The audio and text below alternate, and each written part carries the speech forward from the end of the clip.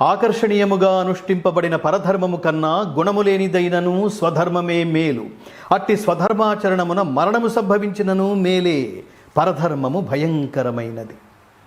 అసలు 4 మంచి మాటలు వినండి, 4 వైబ్రేషన్స్. ఆ తెలుగు భాష ఏమిటో పరధర్మం అన్నాడు. అసలు స్వధర్మం అంటే ఏమిటి, పరధర్మం అంటే ఏమిటి, ఏమిటో తెలుసుకుందాం. అసలు ధర్మం అంటే ఏమిటో తెలుసుకుందాం. ఈ ఆసక్తి ఏదో కదులుతుంది.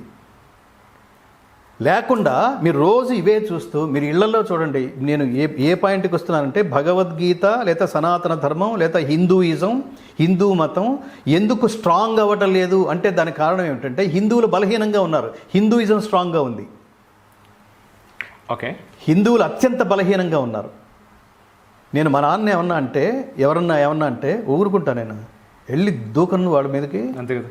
మా అమ్మని ఏమన్నా అంటే ఊరుకుంటానా? నా పిల్లల్ని ఏమన్నా అంటే ఊరుకుంటానా? నా ప్రాపర్టీ మీద కన్నేస్తే ఊరుకుంటానా? మరి భగవద్గీత మీదో, ఈ దేశం మీదో, ఈ ధర్మం మీదో, మన హిందూ మతం మీదో ఎవడన్నా మాట్లాడితే ఊరుకుంటున్నారేంటి వీళ్ళందరూ? అంటే నాది అని అనుకోవట్లేదు. వాళ్ళు నాది అని అనుకోవటం వల్ల వాటి మీద చెయ్యేస్తే ఊరుకోవట్లేదు. ఇది నాది అని అనుకోవట్లేదు కాబట్టి వాడు ఏదో వాక్కుంటాడు అంతే.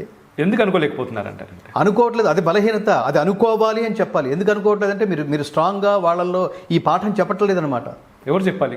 టీచర్స్ చెప్పాలి. ఆ టీచర్స్ ఎవరంటే తల్లిదండ్రులే టీచర్స్.